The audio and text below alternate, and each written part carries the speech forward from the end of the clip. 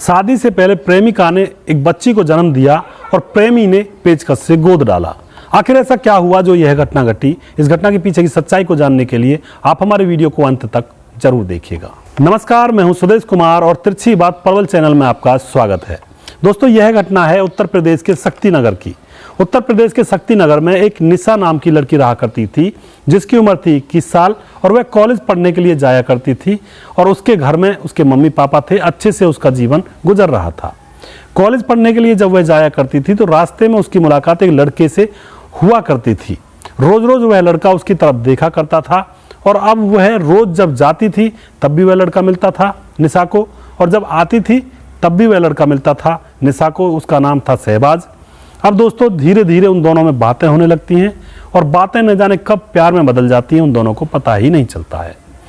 प्यार परवान चढ़ता है, धीरे धीरे समय गुजरता है, दोनों एक दूसरे से मिलने लगते हैं, छुप छुप के भी मिलने लगते हैं और अब 3-4 साल गुजर जाते हैं। निशा के घर वालों को उनकी प्रेम कहानी का पता चल जाता है, लेकिन निशा के घर वाले ना तो निशा को रोकते हैं और ना ही उससे कुछ कहते हैं, यानी कि चुप लगा जाते हैं। दोस्तों, निशा का प्रेम परवान चढ़ता रहता है और अब और कुछ समय गुजरता है। कुछ समय गुजरने के बाद निशा के पेट में बच्चा रह जाता है। जैसे ही निशा के पेट में बच्चा रहता है तो वह घबरा जाती है, परेशान हो जाती है और फिर वह अपने प्रेमी शहबाज के पास जाती है और उसको सारी घटना बताती है कि मेरे पेट में तो बच्चा है और हमारी अभी शादी भी नहीं हुई। तो शहबाज कहता है कि अपनी मम्मी पापा से कह देना कि मैं तुमसे शादी करूंगा और इस बच्चे को पैदा हो जाने दो, इसको मारेंगे नहीं। दोस्तों, निशा अपने मम्मी पापा से जाकर यह बात कह देती है तो उसके मम्मी पापा अपनी इज्जत को रखने के खातिर मान जाते हैं और निशा को अपने घर में रखने लगते हैं। कुछ दिनों बाद निशा को एक नन्ही सी फूल सी बच्ची हो जाती है और जो शहबाज होता है वह निशा से मिलने के लिए उसके घर पर आया करता है। धीरे धीरे वह उसके पास मिलने के लिए आया करता है और अब निशा ये कहने लगती है शहबाज से कि अब तुम मुझसे शादी कर लो। आस पड़ोस के लोग ताना देते हैं और कहते हैं कैसी लड़की है, शादी से पहले बच्चा पैदा कर लिया।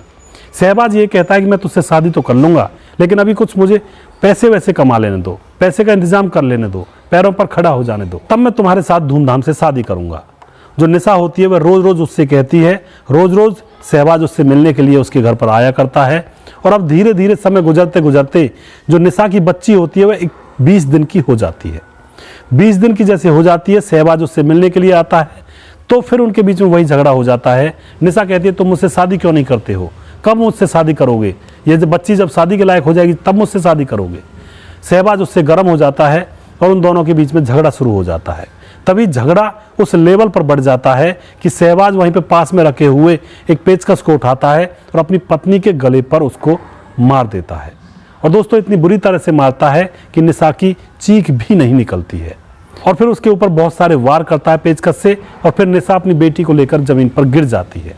फिर वह शहबाज अपनी बेटी को उठाता है, उसको जमीन में जोर से देकर मार देता है। जब बेटी के गिरने की आवाज़ जोर से आती है तो घर वाले कमरे के अंदर भागते हैं, तभी वहाँ से शहबाज फरार हो जाता है। तो दोस्तों, आप क्या कहना चाहोगे ऐसी घटना के बारे में? वो निशा जिसने पहले तो अपना आत्मसम्मान खोया, फिर घर वालों का आत्मसम्मान खोया, यानी कि अपनी इज्जत गंवाई, फिर घर वालों की इज्जत गंवाई और फिर अंत में अपनी जान गंवाई, अपनी बेटी की जान गंवा दी।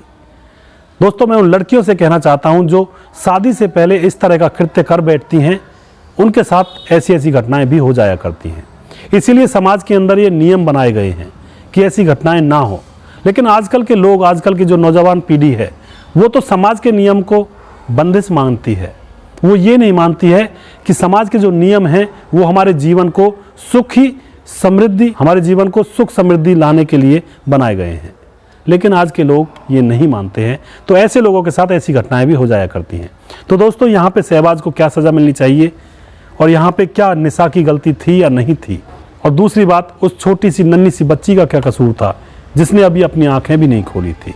तो दोस्तों, ऐसी ऐसी घटनाएं समाज के अंदर हो जाती हैं जिनको नहीं होना चाहिए। मैं ऐसी सच्ची घटनाओं के ऊपर वीडियोस बनाकर लेकर आता हूं अपने तिरछी बात परवल चैनल पर, और मैं उम्मीद यही करता हूं आपको ये स्टोरीज अच्छी लगती होंगी, कुछ ना कुछ यहां से सीखने को जरूर मिलता होगा।